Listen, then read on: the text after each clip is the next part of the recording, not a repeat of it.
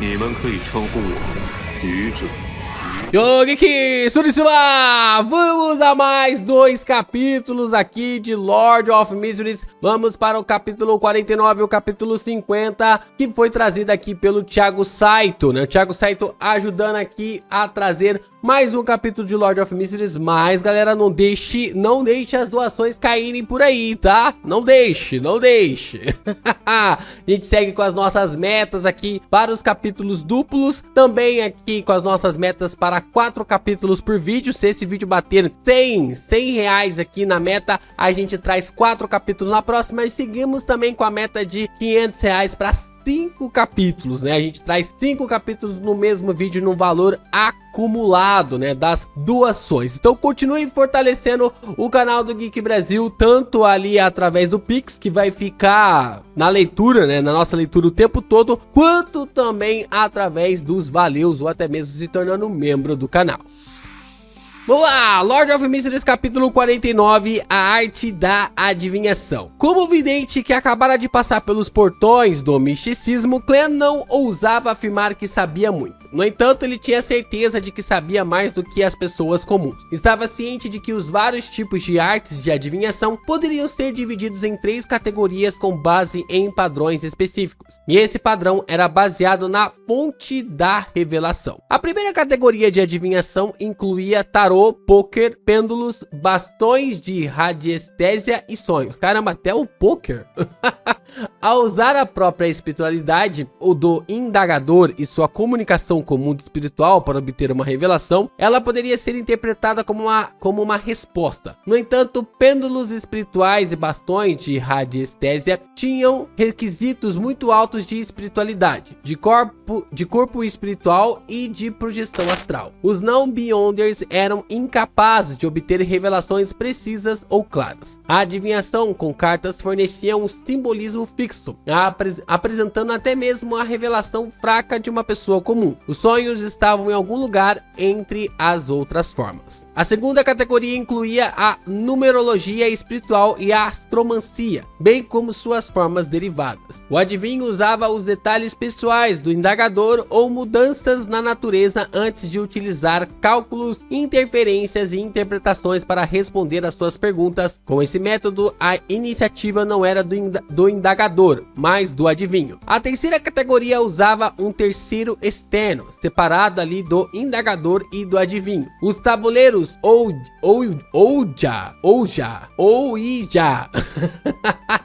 com os quais Clan estava familiarizado em sua vida anterior, pertenciam a essa categoria. Consistia no uso de rituais para pedir uma resposta direta do desconhecido ou do sobrenatural. Embora houvesse uma grande chance de pessoas comuns não terem sucesso, houve casos em que conseguiram se comunicar com espíritos ou entidades maliciosas que as levaram à loucura. Esses métodos de adivinhação geralmente levavam a tragédias. A adivinhação do espelho mágico que Hannas Vicente mencionou pertencia à terceira categoria. No misticismo, os espelhos estavam ligados ao desconhecido e ao mistério, como se fossem as portas do mundo espiritual. Assim, Clan parou do lado de fora da sala de reunião, pretendendo saber como o famoso adivinho explicaria a adivinhação. Clan queria saber se precisava informar o capitão ou não, incomodando à noite. Claro, havia uma maneira segura de fazer a adivinhação do espelho mágico. Pode-se pedir respostas a 7 divindades ortodoxas. Mesmo que fosse muito difícil para uma pessoa comum receber qualquer revelação real, ela não correria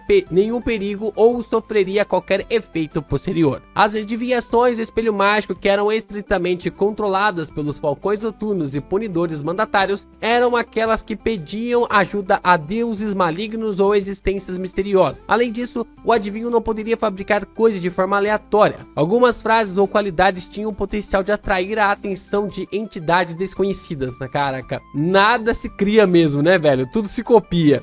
A gente pode observar em Branca de Neve mesmo, o famoso espelho, espelho meu, existe alguém mais bonita do que eu, né, que a rainha acaba falando lá, em busca se existia alguém mais bonita do que ela, e se tratava mesmo ali de um conteúdo de adivinhação, né, uma parada ali de adivinhação. Olha só que coisa realmente assim, e depois a gente vem descobrir que ela era uma bruxa, né, de que a madraça ali da Branca de Neve era uma bruxa, e eu não fazia ideia sabia disso, cara, dessa conexão aí que se já tem há muito tempo, né? Porque a China tem uma parada de adivinhação, a Europa medieval também tem outra, né? Ali depois o pessoal do Oriente Médio também tem ali outro tipo de adivinhação, né? E aí tem todas essas questões malucas que existe referenciando no nosso mundo. Mas eu não fazia ideia sobre essa conexão com os espelhos. No mundo onde havia poderes Beyonders, tais adivinhações geralmente levam à tragédia.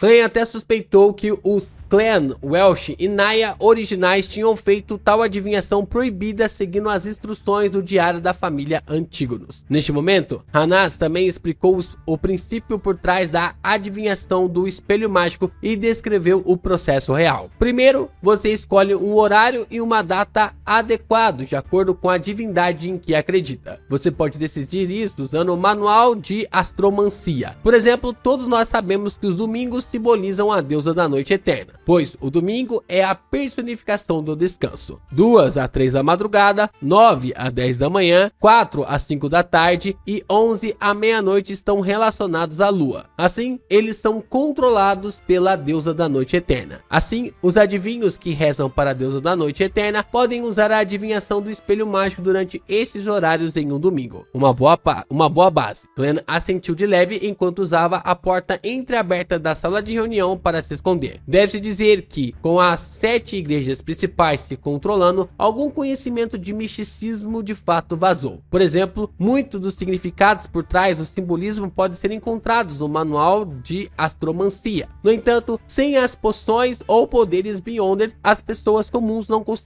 conseguiam obter os efeitos desejados. Segundo, devemos examinar o espelho com cuidado. Deve ser um espelho revestido de prata. Você coloca o espelho na posição que representa a lua. Hanaz demonstrou com o suporte na mão. Não. O que ele precisa agora é de adiestesia espiritual. Primeiro, escolha uma posição e recite mentalmente a frase "este lugar é adequado para adivinhação" com o espelho mágico 7 vezes. Depois, veja em que direção o pêndulo gira, sentido horário para verdadeiro, anti-horário para falso. Claro, se você está pedindo respostas de uma entidade sobrenatural maliciosa, a posição não importa. Em vez disso, dependeria se a entidade está interessada em responder às suas perguntas. Clan corrigiu-o em silêncio. Neste ponto, ele se sentia como um professor ouvindo uma aula. Hanaz Vicente não conseguia ouvir as reflexões mentais de Clan, enquanto descrevia os preparativos em detalhes em um tom normal. Quando os membros terminaram de fazer anotações, ele continuou explicando. Após um banho, confirme se você fechou todas as cortinas e trancou as portas. Depois disso, acenda uma vela e coloque-a na frente do espelho antes de orar com sinceridade à divindade que você acredita. Tente manter suas perguntas simples, pois não há necessidade de enfeites fantasiosos. Depois de orar 7 vezes, pegue seu espelho e jogue-o no chão. Certifique-se de ser gentil. Lembre-se de como isso se quebra, pois é uma revelação dos deuses. Vou lhe contar os principais simbolismos em um segundo. Tá parecendo que o Fish tá usando esse capítulo para fixar essas ideias na nossa cabeça, né? Porque se você parar para pensar, a gente já teve essas explicações, né? A gente já teve todas essas indagações, mas parece que isso está sendo usado mais para fixar essas informações que o velho Neil havia passado pro Clan, e o Clan tá vendo ali mais ou menos como essas informações podem vazar ou não para a sociedade. Ufa, é a adivinhação de espelho mágico ortodoxa. Clan soltou um suspiro de alívio ao entrar na sala de reuniões e sentar-se na cadeira anterior. Ele terminou o resto do café Soapville em um só gole. A chamada adivinhação ortodoxa significava que era possível obter revelações, mas era impossível interpretá-las de verdade. E para os Beyonders que atingiram essa etapa, eles poderiam olhar direto no espelho para obter informações claras se recebessem uma resposta. Como havia muitos simbolismos potenciais após a quebra, Hanaz ensinou por um longo tempo. Ele não terminou mesmo quando Edward Steve voltou para a sala depois de terminar sua leitura da sorte. Clan não perguntou o que Edward fazia para adivinhar o futuro ou que método ele usava, uma vez que era uma regra tácita entre os adivinhos. Enquanto atuava como vidente, naturalmente tinha que obedecer às regras. A menos que a outra parte o mencionasse. Descobri que muitas vezes a nossa interpretação é muito vaga, como se atendesse a diferentes solicitações, permitindo que pessoas diferentes encontrassem uma descrição de si mesmas a partir da interpretação. Edward bebeu um gole de chá preto, Sib, e disse com um suspiro suave: por exemplo, aqueles que encontram adversidades e calamidades acabarão por ver a luz da esperança. Mas ninguém sabe quando a luz da esperança virá. Por exemplo, uma viagem pode não ser muito tranquila, mas você com certeza chegará vivo. Os mortos não vão me retrucar. Como ele não ouviu desde o início, ignorou a aula de adivinhação do espelho mágico de Hanas. Viés de sobrevivência, acrescentou Clan com um sorriso. O viés de sobrevivência no geral significava que muitas estatísticas incluiriam apenas aqueles que estavam vivos e com sorte. Os dados ignorariam os mortos, portanto os resultados seriam claramente enviesados. Certo, o Imperador Roseli era mesmo um filósofo. Edward maravilhou-se. Sem palavras, Clan ergueu o copo vazio e fingiu tomar o gole. O Imperador Roseli é muito bom, cara. Os membros estiveram totalmente imersos no estudo dos horóscopos e na adivinhação do espelho mágico durante toda a tarde. Às vezes também discutiam com Clan e Edward. Vai dizer que você também não faria a mesma coisa que o Imperador Roseli? Ah, meu amigo, claro que eu faria. Eu seria ali o maior filósofo do meu tempo. Ia citar Einstein, ia citar ali Pitágoras, Sócrates. Cara, ia citar todo mundo, só como se eu estivesse filosofando. Bobo é nós, né? Eu tô curioso pra saber se na verdade aqui já explicou, né? Mas o Roseli, qual é o tempo que o Roseli chegou ali, né? Se ele é do presente ali junto com o Clan, se ele é de muitos anos atrás, né? É um questionamento realmente intrigante. E quando isso acontecia, Clan fazia o possível para cumprir seu dever como membro informal dos Falcões Noturnos. Ele se esforçava para desviar o assunto de qualquer coisa relacionada a Beyonders ou ideias perigosas. No entanto, ele falhou na coisa que mais queria fazer. Alguns indagadores vieram, mas nenhum deles o escolheu para fazer a leitura da sorte. Talvez eu tenha que ser mais proativo em entretê-lo. Devo usar algumas frases como: você está atormentado pela má sorte? Você teve azar recentemente? Ou nada do que você fizer acontecerá sem problemas? Não, isso não é nada como vidente. Com isso em mente, Clan não pôde deixar de balançar a cabeça em autodepreciação. Ele pegou sua bengala, levantou-se e saiu depois de se despedir de todos. Às 5h30, Edward Steve vestiu o casaco e se preparava para sair do clube de adivinhação quando de repente viu uma figura familiar. Boa tarde, Glasses. Faz tempo que não nos vemos. Ela cumprimentou-o com um sorriso. Ele viu seu amigo com interesses semelhantes, usando um terno de formato usual, com uma gravata borboleta preta. Na frente de seu peito pendia um monóculo. Logo depois, ele notou que seu amigo não parecia bem. Até mesmo seu cabelo loiro macio parecia seco. Boa tarde, Edward Coffey. Glasses, com o chapéu na mão, de repente usou o punho para cobrir a boca enquanto tossia algumas vezes. Você está doente? Edward perguntou preocupado. Sim, estou com uma doença muito grave. Até virou pneumonia.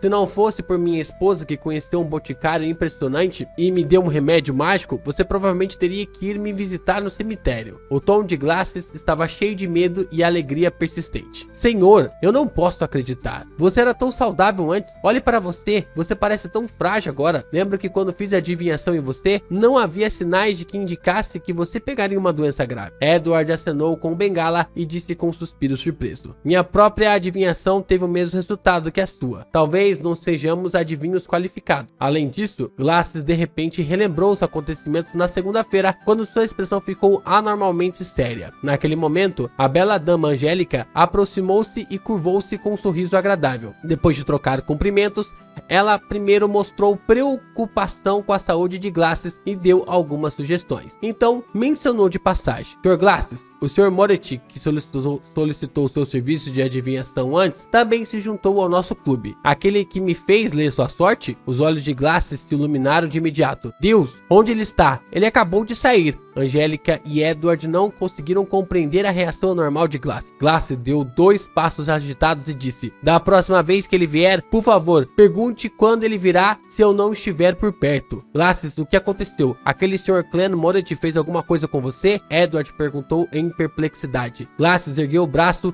e olhou direto para os rostos inquisitivos de Edward e Angélica. Ele disse entusiasmado: ele é um médico muito mágico.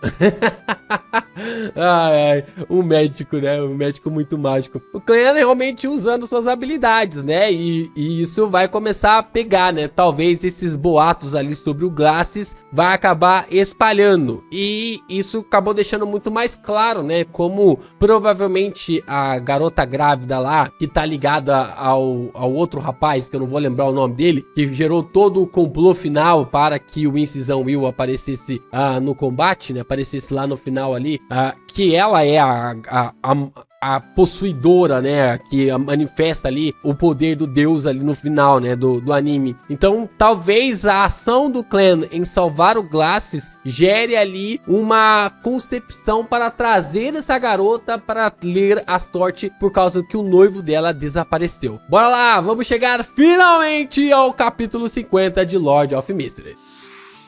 Vamos lá, capítulo 50 de Lord of Mysteries, método de pagamento do velho Neil, né? 7h30 da noite, ao redor da mesa de jantar da família Moret. Clan, por que você precisa trabalhar tão cedo como consultor? Quantos assuntos de emergência na empresa de segurança são mais perigosos? Benson espetou uma batata de um prato de ensopado com carne enquanto levantava o assunto com preocupação. Clan cuspiu os ossos de uma carne frita com cuidado e deu sua resposta preparada. Um lote de documento histórico precisava ser enviado imediatamente para Becklon. Eu tinha que estar presente para fazer a entrega e garantir que nada faltasse. Como vocês podem imaginar, o bando de bastardos que balançam os punhos não conhece nada de Feyzak. Ao ouvir sua resposta, Benson, que tinha terminado de mastigar sua comida, não pôde deixar de suspirar. O conhecimento é mesmo importante. Aproveitando a oportunidade, Clan pegou a nota restante de 5 libras e a entregou a Benson. Este é o meu pagamento adicional que recebi hoje. É hora de você conseguir algumas roupas decentes também.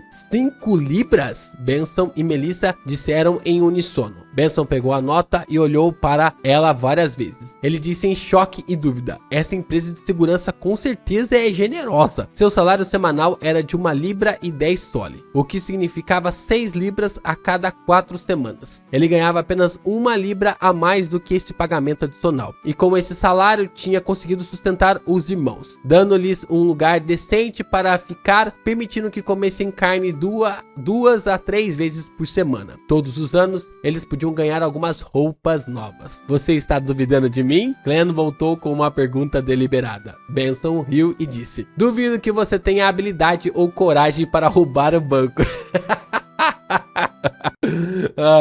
Você não é alguém que consegue mentir, Melissa respondeu seriamente depois de abaixar o garfo e a faca. E eu agora sou alguém acostumado a mentir? Clan se sentiu um pouco envergonhado de imediato. Embora fosse resultado da circunstância de sua realidade, a crença de sua irmã nele o deixou melancólico. Foi relativamente urgente e importante hoje. Eu também desempenhei um papel crucial, que é a razão das 5 libras, explicou Clan. De certa forma, o que ele disse era verdade. Quanto às 5 libras com as quais seria reembolsado, aquela que usaria para ingressar no clube de adivinhação, ele planejava escondê-las. Em primeiro lugar, se trouxesse 5 libras para casa de novo, ele assustaria mesmo seus irmãos, fazendo-os suspeitar que ele estava fazendo algo ilegal. Em segundo lugar, tinha que economizar para comprar materiais adicionais para praticar ser um vidente e adquirir mais conhecimento do misticismo. Benson mordeu um bocado de pão de trigo com satisfação e pensou por mais de 10 segundos. O trabalho em que estou não precisa de roupas decentes. Bem, para ser sincero, as roupas de casa são suficientes. Sem esperar que Clan o persuadisse, ele sugeriu: com essa renda adicional, teríamos uma reserva real. Pretendo comprar alguns livros de contabilidade e estudar. Clan, Melissa, não desejo que meu salário semanal fique abaixo de 2 libras em 5 anos.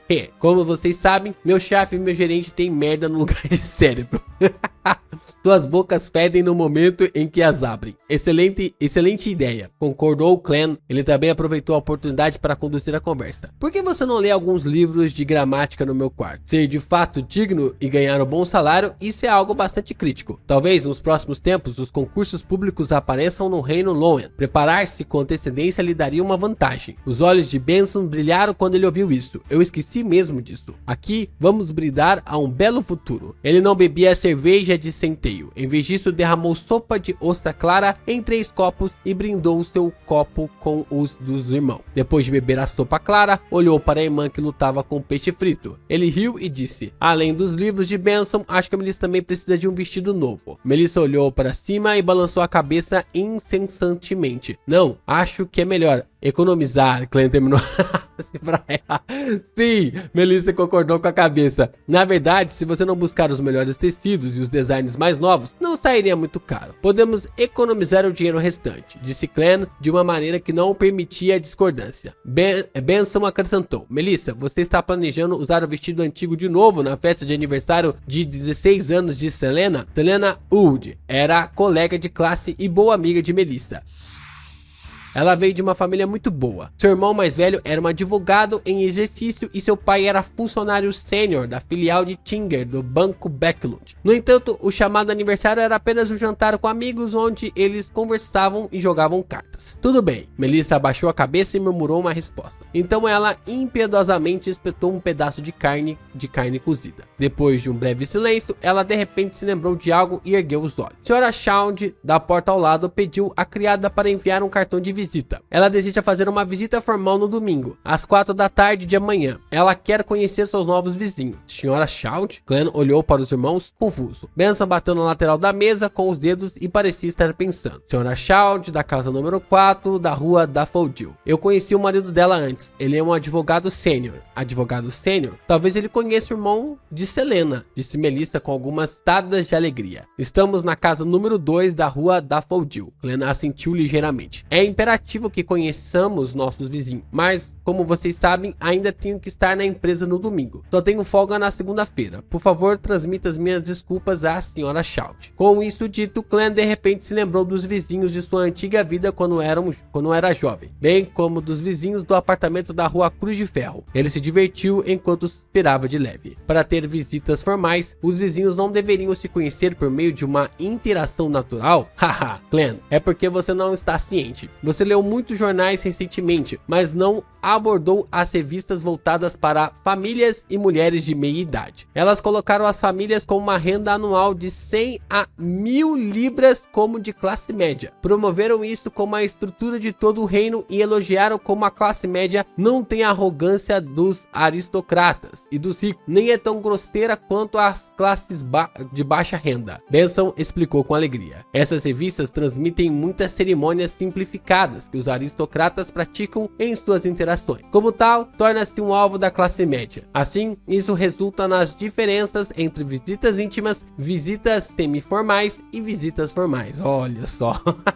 O Benson é bem observador, né, cara? Enquanto falava, ele balançou a cabeça e riu. Normalmente, cavalheiros, senhoras e senhoritas que se veem nesta classe serão muito cuidadosos com os detalhes. Eles visitarão seus vizinhos e amigos das 2 às 6 da tarde. Isso é conhecido como uma visita matinal. Caramba, o Benson poderia ser um buta espectador, cara. Ele seria ali um buta espectador. Visita matinal? Clan e Melissa perguntaram surpresos. Por que uma visita das 2 às 6 da tarde era uma visita matinal? Benson largou o garfo e a faca, ergueu as mãos e sorriu. Também não sei por quê. Tudo o que fiz foi ler as revistas que minha colega trouxe. Sim, talvez seja porque as mulheres usam seus vestidos matinais na visita. Os vestidos matinais eram uma forma de traje formal usado durante a missa ou reunião. Mais tarde foi considerado um traje formal para o dia, diferente ali do traje formal para atividades noturnas. Rapaz, tem tudo isso. Tudo bem, lembre-se de comprar um bom pó de café e folhas de chá à tarde. Compre alguns muffins e tortas de ovo de limão. Da senhora Smirry.